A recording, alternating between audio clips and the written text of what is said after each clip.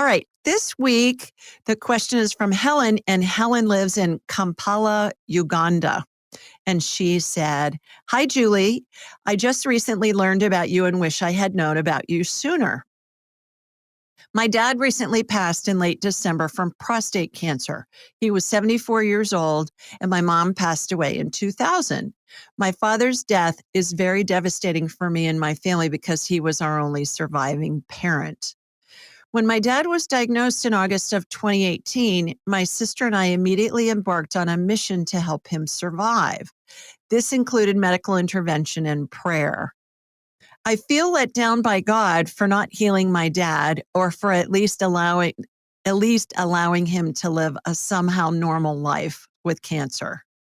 We weren't there at the time my dad passed because our goal was for him to get better and leave the hospital alive. Can you please share any information about his transition, any message from him or my mom, and why God didn't answer our prayers about giving him a second chance so we could have him a little longer? I look forward to hearing from you. Thank you for all the work you do. Kind regards, Helen." And here's my response. That touched my heart. I was like, oh my gosh, this poor woman. So I said, "Hi, Helen. My sincere condolences to you and your family on the loss of your father. It sounds like you and your sister went out of your way to assist him in a multitude of ways, both physical and spiritual, at the end of his life. Feeling let down or even angry with God is understandable and is part of the grieving process. The University of Washington Counseling Center says the 5 stages of grief are denial, anger, bargaining, depression, and acceptance, and that these stages are humans' attempts to process change and protect ourselves while we adapt to a new reality. There isn't anything you or anyone else could have done to prolong your dad's life. It's been my experience in working with thousands of families as their loved one is at the end of their lives that we all decide when, where, how, and with whom we transition. Although it doesn't make sense to most of us left behind, it is always a person's spirit's prerogative to make these choices. Like what we were talking about with Renee, with her mother-in-law, Miss Alice. Miss Alice is going to decide when she goes, and nobody can do anything to change that. Think about when somebody gets shot and we talk about, okay, the murderer, blah, blah, blah, blah, blah, blah. Well, the person who's shot is the one that decides whether they die from the gunshot or not. There are plenty of people that get shot that don't die.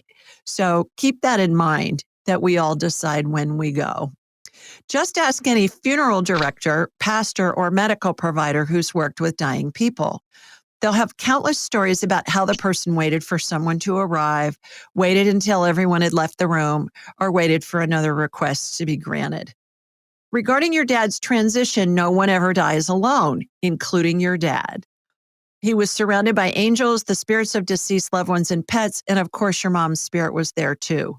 Please check out my angelic attendants, What Really Happens as We Transition from This Life into the Next Book, for more details. As for any messages from your parents, your mother's spirit showing me herself smiling and holding a bunch of brightly colored balloons. She went on to say, all life, whether in physical or spirit, is like a party. Your dad is showing me him sitting in a chair in the countryside watching herds of wild animals like zebras and wildebeests run by. He told me he loves doing that because since he's now a spirit, the animals can't see him. He sounds like he was a fun guy. Hope this information comforts you. I think he was saying that because when he was alive, he didn't want to get trampled by a herd. Now that he's in spirit form, it doesn't matter. So I thought that was a riot. So Helen, thank you for submitting that question and sending you big hugs from Sweet Home, Alabama.